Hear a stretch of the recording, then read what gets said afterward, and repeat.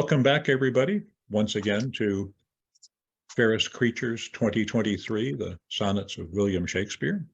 It's going to start off with number 51. Hi, I'm Eric Benrud. I live in Bloomington, Indiana, but I'm coming in from Washington State. And here is Sonnet 51. Thus can my love excuse the slow offense of my dull bearer, when from thee I speed. From where thou art, why should I haste me thence? Till I return, of posting is no need. Oh, what excuse will my poor beast then find, when swift extremity can seem but slow? Then should I spur, though mounted on the wind, in winged speed no motion shall I know. Then can no horse with my desire keep pace.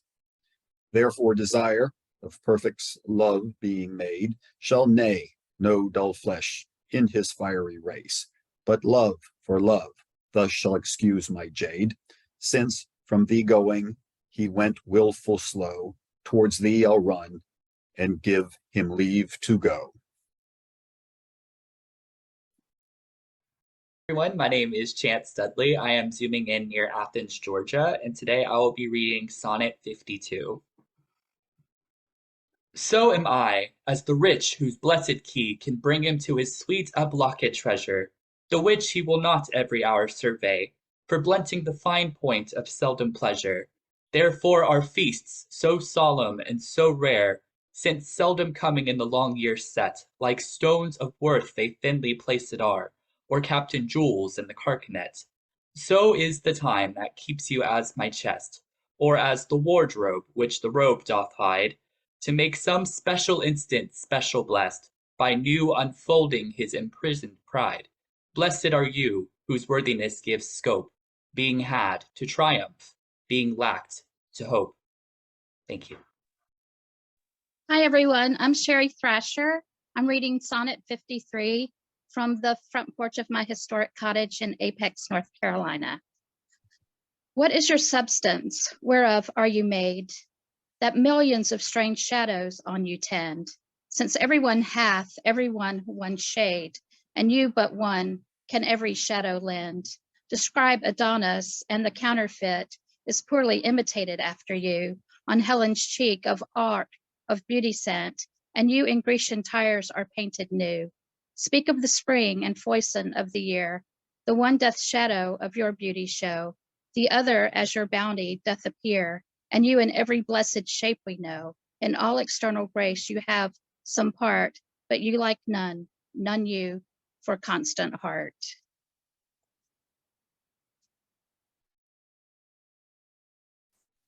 Hello, I'm Mookie Harris, formerly of Raleigh, North Carolina, but currently of Fishers, Indiana. Hi down there, Eric in Bloomington. I am reading Sonnet 54, which is actually a personal favorite. And I share a birthday with William, so this seems fitting. And also I'll go ahead and plug that last year I filled in because on the 24th of last year, I got engaged, and I was zooming in from Epcot where that was happening.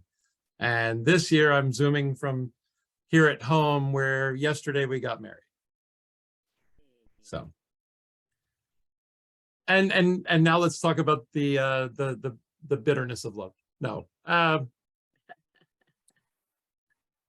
Oh, how much more doth beauteous seem by that sweet ornament which truth doth give. The rose looks fair, but fairer we it deem for that sweet odor which doth in it live. The canker blooms have full as deep a dye as the perfumed tincture of the roses, hang on such thorns, and play as wantonly when summer's breath their masked buds disclose, but for their virtue only is their show. They live unwooed and unrespected fade, and die to themselves. Sweet roses do not so. Of their sweet deaths are sweetest odors made. And so of you, beauteous and lovely youth, when that shall fade, my verse distills your truth. I'm Judith Ferster, and I'm reading Sonnet 55, also from Chatham County, north of Pittsburgh, but in the same area. Not marble nor the gilded monuments of princes shall outlive this powerful rhyme. But thou shalt shine more bright in these contents than unswept stone besmeared with sluttish time. When wasteful war shall statues overturn, and broils root out the work of masonry, nor Mars his sword, nor war's quick fire shall burn the living record of your memory. 'Gainst death and all oblivious enmity shall you pace forth. Your praise shall still find room, even in the eyes of all posterity that wear this world out to the ending doom.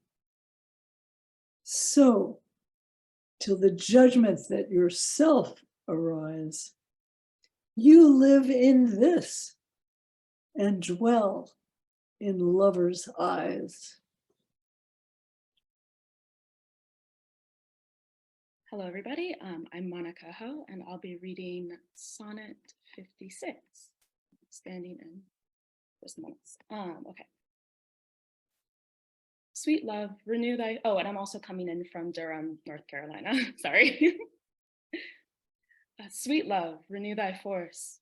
Be it not said, thy edge should blunter be than appetite, which but today be feeding as is allayed, tomorrow sharpened in his former might. So love be thou, although today thou fill thy hungry eyes even till they wink with fullness. Tomorrow see again, and do not kill the spirit of love with a perpetual dullness. Let this sad interim like the ocean be, which parts the shore, where two contracted new come daily to the banks, that when they see return of love, more blessed may be the view. As call it winter, which being full of care, makes summer's welcome thrice more wished, more rare. Hello, everyone. My name is Barbette Hunter. I'm coming to you from Raleigh, North Carolina, and I'm reading sonnet number 57. Being your slave, what should I do but tend upon the hours in times of your desire? I have no precious time at all to spend, nor services to do till you require. Nor dare I chide the world without end hour, whilst I, my sovereign, watch the clock for you. Nor think the bitterness of absence sour, when you have bid your servant once adieu. Nor dare I question with my jealous thought where you may be or your affairs suppose. But like a sad slave, stay and think of naught save, where are you? How happy you make those. So true a fool is love, that in your will, though you do nothing, he thinks no ill.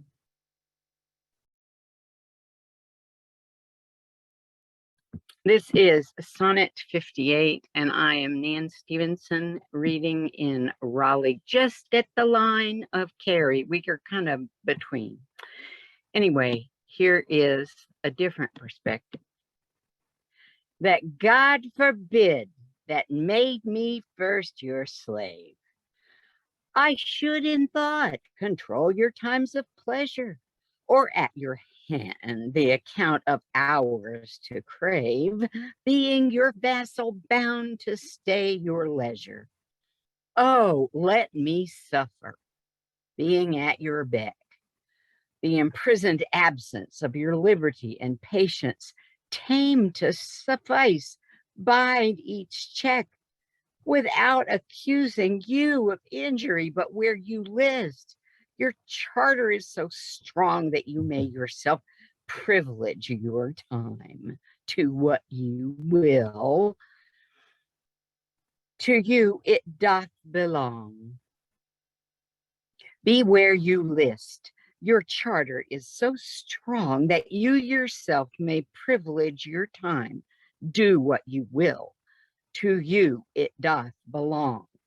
Yourself, to pardon of self-doing crime. I am to wait, though waiting be, so be hell. Not blame your pleasure, be it ill or well.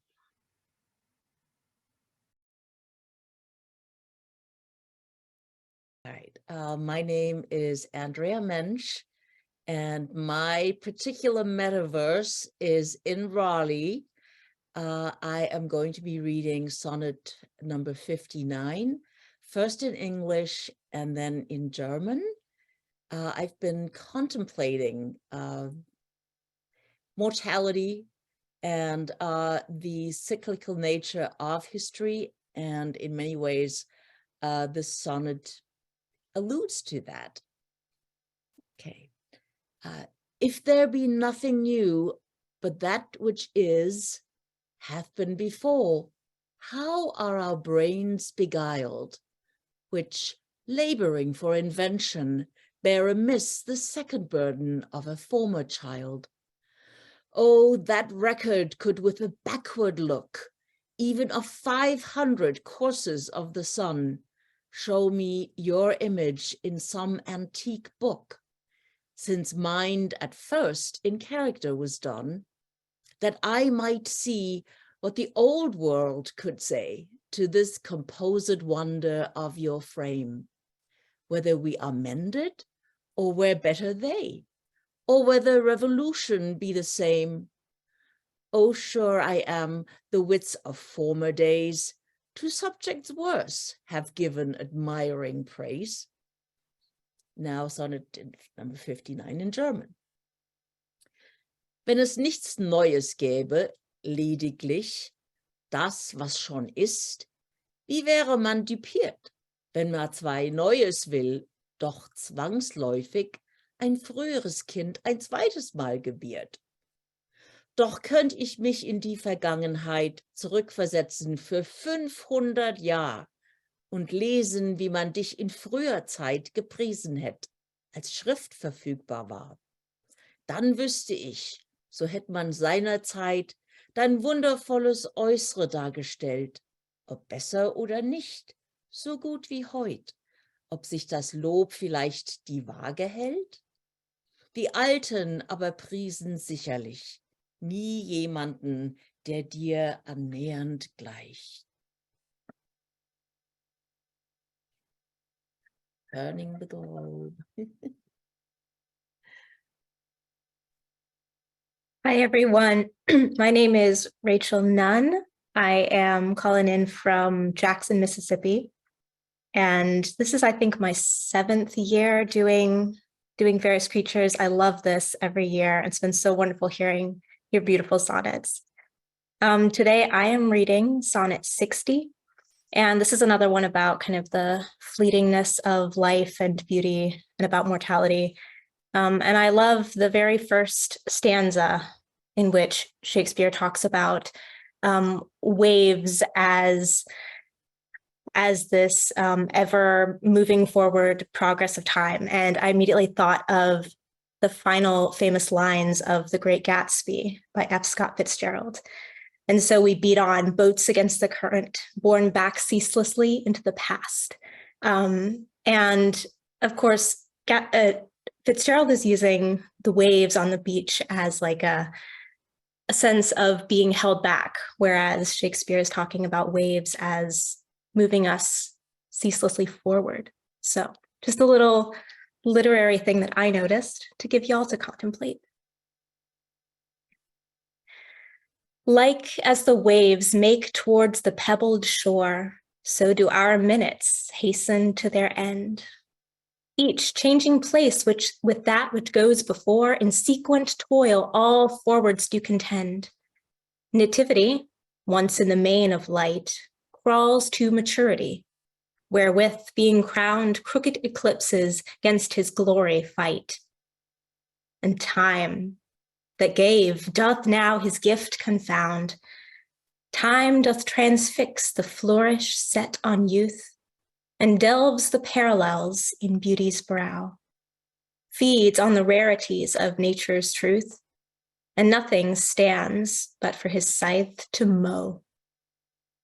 And yet, to times in hope my verse shall stand, praising thy worth, despite his cruel hand. Thank you.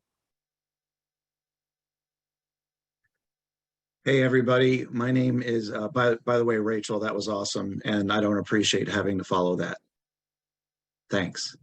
Anyway, it's an honor to be here. Kurt, I miss you. I miss all of you from Raleigh. I am from Raleigh 2 decades ago when there were VCRs and dinosaurs roamed the earth. And it's a pleasure to be back. Kurt was kind enough to ask me to read to you Sonnet 61, which is about jealousy, something we as performance artists know nothing about. Yeah, I'll take that applause, Kurt. Sonnet 61, happy Shakespeare Day to all of you. Is it thy will thy image should keep open, my heavy eyelids to the weary night? Dost thou desire my slumbers should be broken, while shadows like to thee do mock my sight? Is it thy spirit that thou sent'st from thee, so far from home into my deeds to pry, to find out shames and idle hours in me, the scope and tenor of thy jealousy? Oh no, thy love, though much, is not so great. It is my love that keeps mine eye awake, mine own true love that doth my rest defeat, to play the watchman ever for thy sake. For thee watch I, whilst thou dost wake elsewhere, from me far off, with others all too near. Thank you, everybody. It's an honor. Hey, everybody. I'm Ian. I'm reading from Chapel Hill, North Carolina. And I'm going to be doing Sonnet 62. Kurt just assigned me this one, and I'm excited to read it. It's pretty fun, kind of tongue-twistery. So here we go. Sin of self-love possesseth all mine eye, and all my soul, and all my every part. And for this sin there is no remedy. It is so grounded inward in my heart. Methinks no face so gracious is as mine, no shape so true, no truth of such account. And for myself mine own words do define, as I all other and all worths surmount. But when my glass shows me myself indeed, beaded and chopped with tanned antiquity, mine own self-love quite contrary I read. Self so self-loving were iniquity. 'Tis thee, myself, that for myself I praise, painting my age with beauty of thy days. It's Kristin, Fuquay Farina. Sonnet 63 is that loving theme we've all been looking at, of mortality, not just of self, but of the ones we love. So here we go, Sonnet 63. Against my love shall be as I am now, with time's injurious hand crushed and overworn. When hours have drained his blood and filled his brow with lines and wrinkles, when his youthful morn hath travelled on to age's steepy night, and all those beauties whereof now he's king are vanishing, or vanished out of sight, stealing away the treasure of his spring. For such a time do I now fortify against confounding age's cruel knife, that he shall never cut from memory my sweet love's beauty, though my lover's life. His beauty shall in these black lines be seen, and they shall live, and he in them still green. Thank you. I am Ted Feitshans in Raleigh, North Carolina. I will be reading Sonnet 64. I will also follow that with Sonnet 65.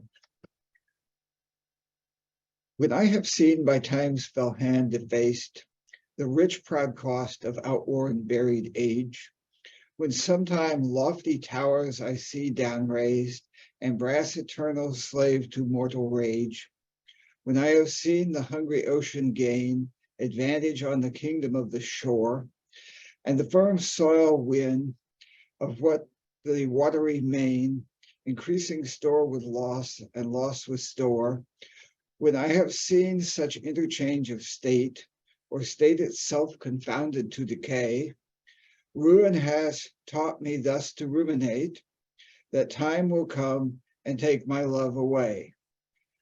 This thought is as a death which cannot choose, but weep to have that which it fears to lose. And from that, I will go to Sonnet 65. I couldn't help noticing in Sonnet 64 that Shakespeare is referring to sea level rise. Very, very timely. Anyway, Sonnet 65. Since brass nor stone nor earth no boundless sea, but sad mortality oversways their power, how with this rage shall beauty hold a plea, whose action is no stronger than a flower? Oh, how shall summer's honey breath hold out against the wrackful siege of battering days, when rocks impregnable are not so stout, nor gates of steel so strong, but time decays. O fearful meditation, where alack shall time's best jewel from the time's chest lie hid? Or what strong hand can hold his swift foot back, or who his spoil over beauty can forbid?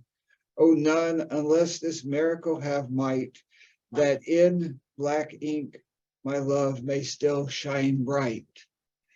Thank you. Greetings. I'm Ryan Murray, and I'm reading to you from Richmond, Virginia. This is sonnet number 66.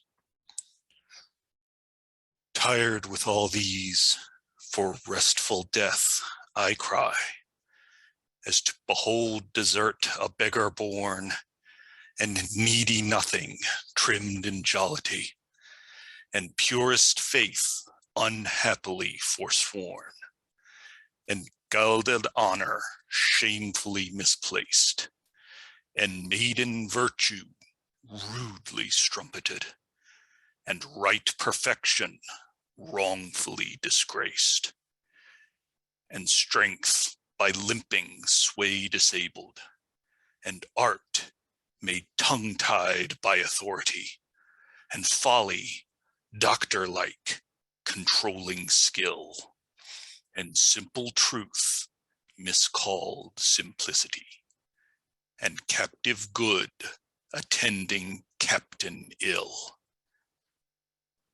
Tired with all these, from these I would I be gone, save that, to die, I leave my love alone. Thank you. I'm Debbie Johnson. This is Sonnet 67.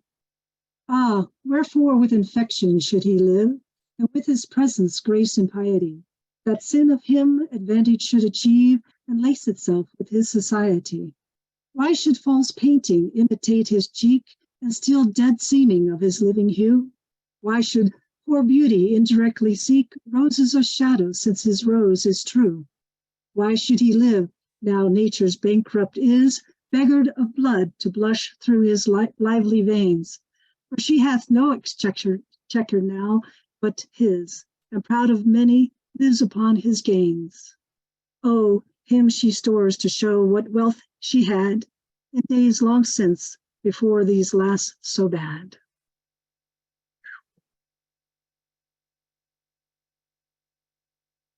Hi, everybody. My name is Sharon Spangler. I am in Wake Forest, North Carolina. I'm reading sonnet number 68. Thus is his cheek, the map of days outworn, when beauty lived and died as flowers do now, before these bastard signs of fair were born, or durst inhabit on a living brow. Before the golden tresses of the dead, the rite of sepulchres were shorn away, to live a second life on second head, ere beauty's dead fleece made another gay. In him, those holy antique hours are seen, without all ornament, itself and true, making no summer of another's green, robbing no old to dress his beauty new. And him, as for a map, doth nature store, to show false art what beauty was of yore. Thank you. Hi, Larry Kirwan again from Greensboro, bringing you Sonnet 69. Those parts of thee that the world eye doth view, what nothing that the thought of hearts can mend. All tongues, the voice of souls, gives thee thy due, uttering bare truth, even so as foes commend. Thy outward thus with outward praise is crowned, but those same tongues that give thee so thine own in other accents do this praise confound. And seeing further than thine eye hath shown, they look into the beauty of thy mind. And with that guess they measure by the deeds, then churls their thoughts, although their eyes were kind. To thy fair flower add the rank smell of weeds. But why thy odor match not thy show? The soil is this, that thou dost common grow.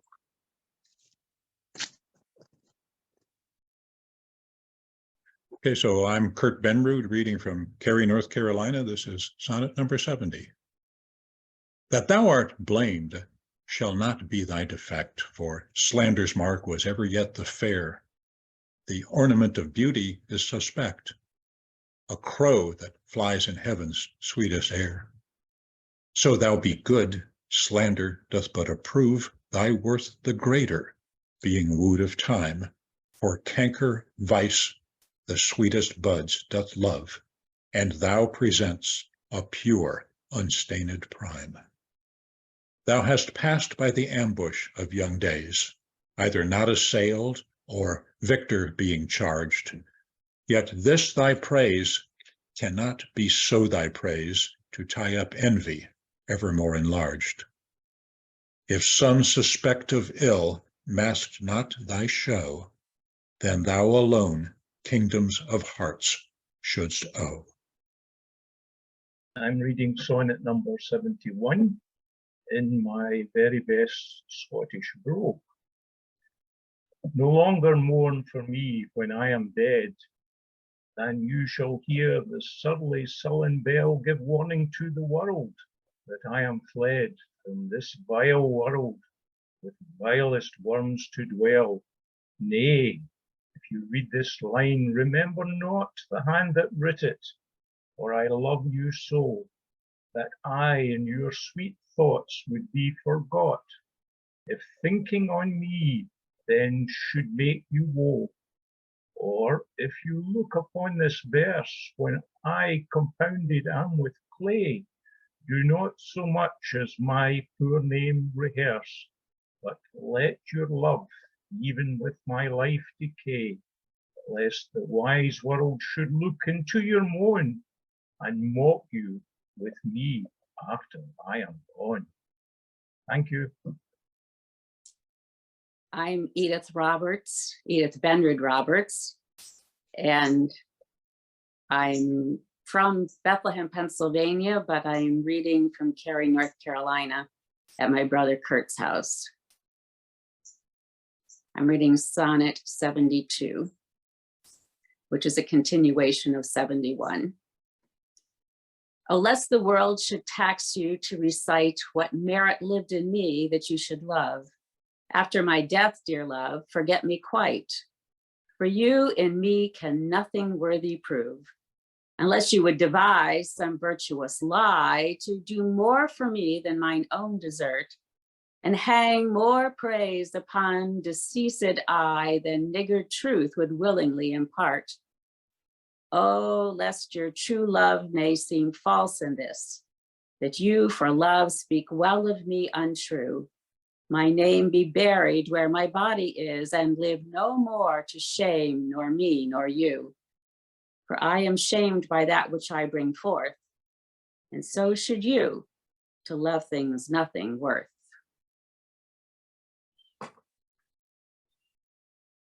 Hi, I'm Paul Sapp. I'm Sadie Sapp. And we are reading Sonnet 73 from Hickory, North Carolina.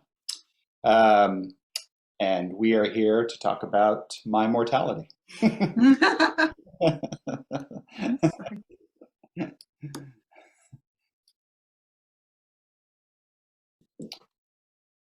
That time of year thou mayst in me behold, when yellow leaves, or none, or few, do hang upon those boughs which shake against the cold, bare, ruined choirs, where late the sweet birds sang. In me thou seest the twilight of such day, as after sunset fadeth in the west, which by and by black night doth take away, death's second self that seals up all unrest. In me thou seest the glowing of such fire, that on the ashes of his youth doth lie, as the deathbed whereon it must expire, consumed with that which it was nourished by. This thou perceivest, which makes thy love more strong, to love that well which thou must leave ere long.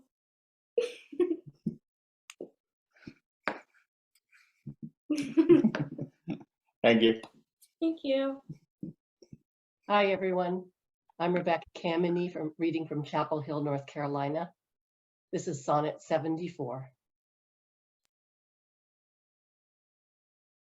But be contented when that fell arrest, without all bail, shall carry me away.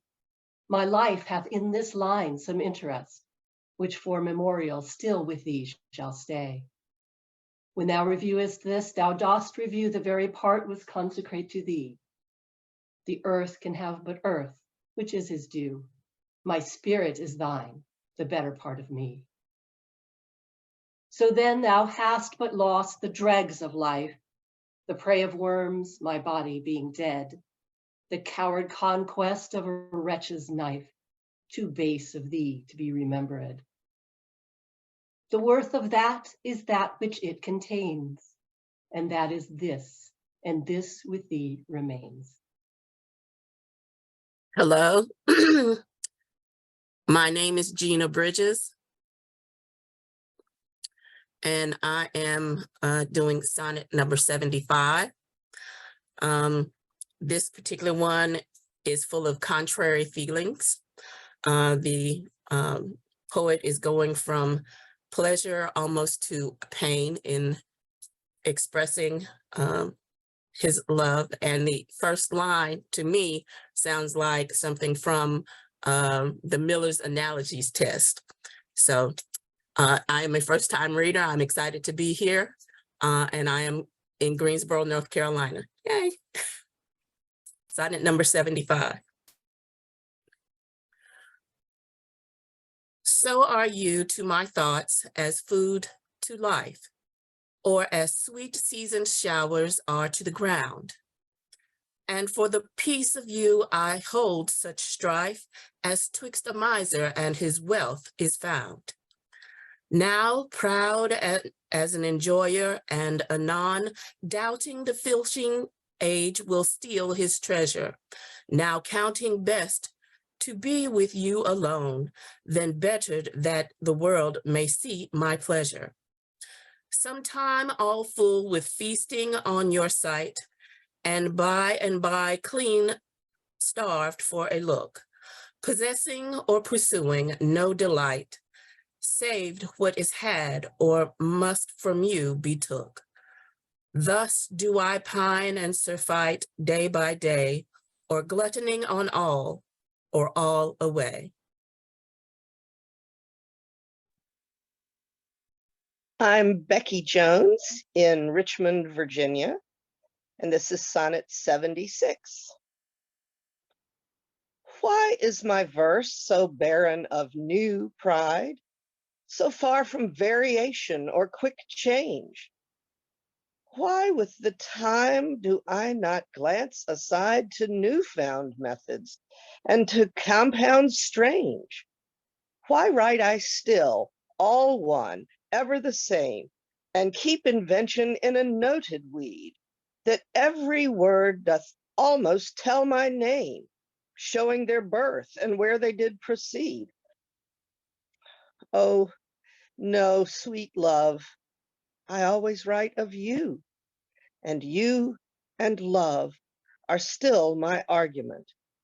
So all my best is dressing old words new, spending again what is already spent. For as the sun is daily new and old, so is my love still telling what is told.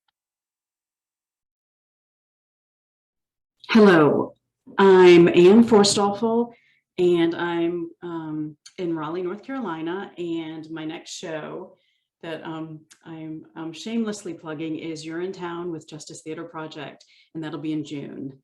I am reading Sonnet 77. Thy glass will show thee how thy beauties wear, thy dial, how thy precious minutes waste. The vacant leaves thy mind's imprint will bear, and of this book, this learning mayest thou taste. The wrinkles which thy glass will truly show of mouthed graves will give thee memory. Thou by thy dial's shady stealth mayest know time's thievish progress to eternity. Look what thy memory cannot contain. Commit to these waste blanks, and thou shalt find those children nursed, delivered from thy brain, to take a new acquaintance of thy mind.